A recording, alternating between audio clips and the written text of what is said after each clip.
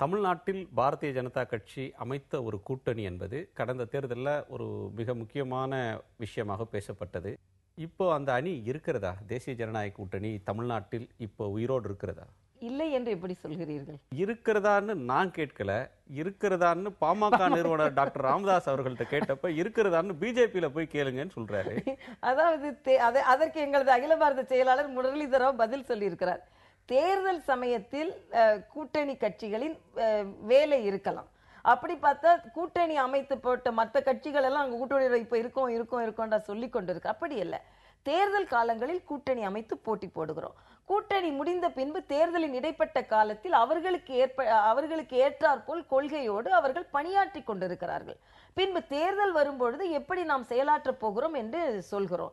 ஆக கூட்டணி என்றால் எல்லாருக்கும் ஒரே கொள்கை இல்லையே, எல்லாரும் ஒரே தேர்தல் அறிக்கையை நாங்கள் சமர்ப்பிக்கலையே, இதே ஒற்றுமையோடு தான் நாங்கள் வருங்கால அரசியலை நாங்கள் எதிர்கொள்வோம் என்று யாரும் உறுதி கூறவில்லையே. ஆக அந்த ஒற்றுமை இருந்து கொண்டுதான் இருக்கிறது. ஆனால் செயலாற்றுவது ஒற்றுமையாக எப்படி இருக்க முடியும் இடைப்பட்ட தேர்தல் நேரத்தில்? மாநில பாஜக தலைவர் அப்படின்ற முறையில் டாக்டர் ராமதாஸ் அவர்களுக்கு நீங்க உறுதி சொல்றீங்க அப்படின்னு எடுத்துக்கலாமா? பிஜேபி கூட்டணி இருக்கு, பாமகவும் அதுல அங்கம் தான், நீங்க கவலைப்படாதீங்க, உங்களுக்கு சந்தேகம் தேவையில்லை அப்படின்னு நீங்க சொல்றீங்கன்னு எடுத்துக்கலாமா? அதாவது ஆமா, கூட்டணி பிரிந்து விட்டதோ இல்லைன்னா அந்த டிசோசியேட் ஆனதுக்கு ஏதாவது நிகழ்வுகள் நடந்ததா?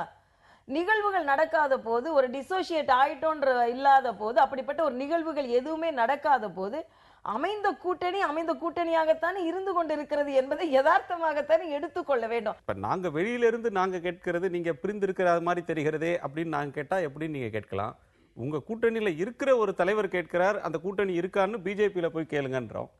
இன்னொன்று, அவர்கிட்ட நீங்க என்ன பண்ண போறீங்க? அவரே கொஞ்சம் பதில் சொல்லிட்டா பரவாயில்லை என்று எங்கள் கட்சி தலைவர்கள் சொன்னாலும் சொல்வார்கள். எங்களது அகில பாரத தலைவர் முரளிதரராவ் அப்படித்தான் சொல்லியிருக்கிறார். தெளிவாக என்ன சொல்லியிருக்கிறார் என்றால், கூட்டணி அமைத்தோம், போட்டி போட்டோம், பிரிந்தோம் என்று என்றைக்குமே அறிவிக்கவில்லை. மிக தெளிவாக சொல்லியிருக்கிறார். ஆனாலும் வருங்கால தேர்தலுக்கு 2016 இன்னும் காலம் இருக்கிறது.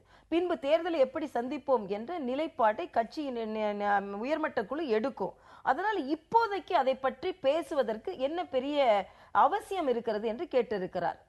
அவரது கேள்வியை நான் இங்கே அவரது பதிலை நான் முன்வைக்கிறேன். டெல்லியில தேசிய ஜனநாயக கூட்டணி இருக்கிறது, அதனுடைய தலைவர்கள் கூடுகிறார்கள், பேசுகிறார்கள்.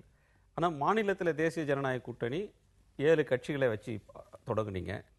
தேர்தலுக்கு பிறகு ஏன் தோற்றோம்னு அந்தந்த கட்சி தனித்தனியாக கூடுகிறது, ஆலோசிக்கிறது. கூடி மறுபடியும் என்டிஏ அப்படின்ற தேசிய ஜனநாயக கூட்டணி ஒன்றாக கூடி ஏன் தோற்றோம், எந்த இடத்தில் பலவீனமானது அப்படின்னு எதுவும் பேசப்படலை. இந்த கூட்டணிக்கு அச்சாரமாக இருந்த திரு தமிழறிவு மணியனே இது எக்கேடு கெட்டு போனால் எனக்கு என்ன அப்படின்னு சொல்லிட்டார் ஒரு இதில், நான் கவலைப்பட போவதில்லைன்னு.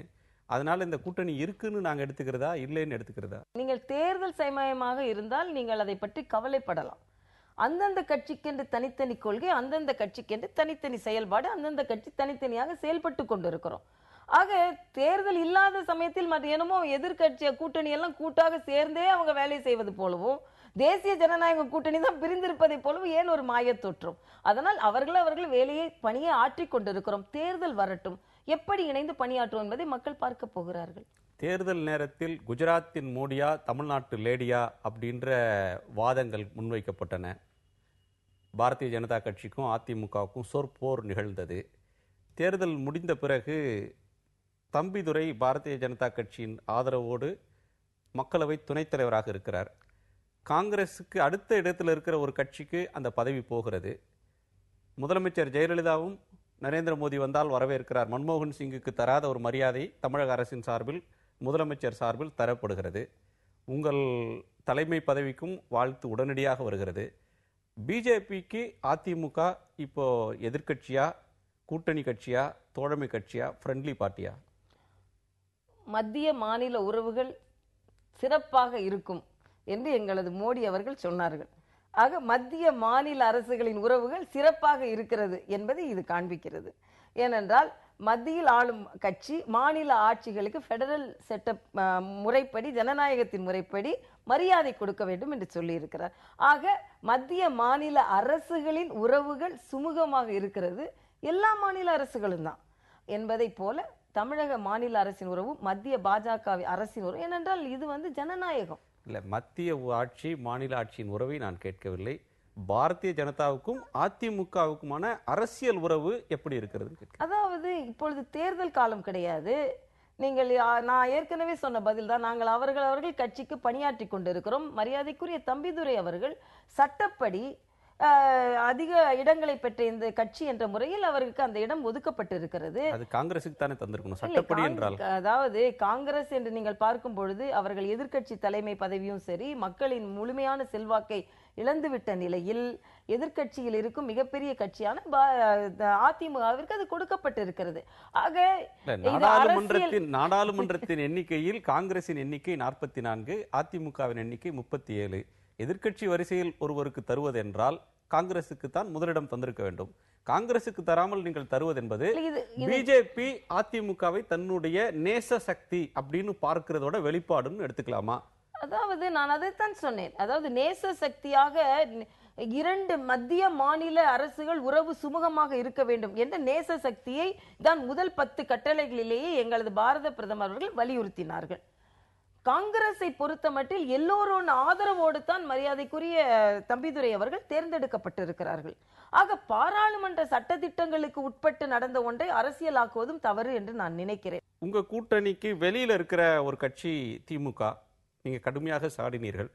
இப்ப திமுக நாடாளுமன்றத்தில் உங்க கட்சி கொண்டு வர்ற சட்ட திருத்தங்களுக்கெல்லாம் ஆதரவாக இருக்கிறது. நீங்க நியமனம் செய்யப்பட்டதற்கும் கூட கட்சிக்கு கடுமையாக உழைச்சிங்க, உங்கள் அரும்பணி தொடரணும் அப்படின்லாம் வாழ்த்துறார். டிஎம்கே வந்து ஒரு எக்ஸ்ட்ரா மைல் போகிறது, தன்னுடைய எல்லையை கடந்து பிஜேபியோடு ஒரு நெருக்கமோ அல்லது நேசமோ காட்ட முற்படுகிறது அப்படின்றத நாங்கள் எப்படி புரிஞ்சுக்கிறது? பிஜேபி ஒரு நல்லாட்சி செய்கிறது, நல்ல கட்சி, அதனாலும் எல்லோரும் நேசமாக இருக்க விருப்பப்படுகிறார்கள் என்று எடுத்துக்கொள்ளுங்கள். ஏனென்றால் எங்களது கட்சி தலைவர்களும் சரி, மரியாதைக்குரிய மோடி அவர்களும் சரி என்ன சொன்னார்? ஒரு நல்லாட்சி நடத்துவதற்கு ஆட்சியாளர்களுக்கு மட்டுமே நீங்கள் பாராட்டை சொல்லக்கூடாது, எதிர்கட்சிக்கும் நீங்கள் அந்த பாராட்டை சொல்ல வேண்டும் என்று சொன்னார். எதிர்கட்சி தலைவர் பதவியை யாருக்கும் தரமாட்டீங்க, அந்த பதவியே இல்லாம கூட ஆட்சி நடத்துவீங்க. நாங்க தரமாட்டேன்னு சொல்லலப்பா, மக்கள் தரவில்லை. 40 நீங்க குறிப்பிட்ட இடங்கள் இருந்தால்தான் நீங்கள் எதிர்கட்சி தலைவராக அமர முடியும்.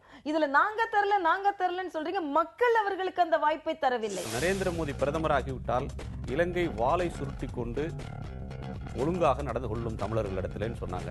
இங்கே ஆட்சி மாற்றம் நடைபெற்றது, இலங்கையில் ஆட்சி மாற்றம் நடைபெறவில்லையே. சென்னையில் இது போன்ற விசாரணையை அவர்கள் ஐநா முன் வருகிற போது இந்தியாவும் அதே போன்ற ஒரு நிலையை எடுக்கிறது, ஐநா குழுவுக்கு விசா தர மறுக்கிறது. அது இந்தியா செய்வது இலங்கைக்கு சாதகமாக நடந்து கொள்ளக்கூடிய போக்கு நியாயமா?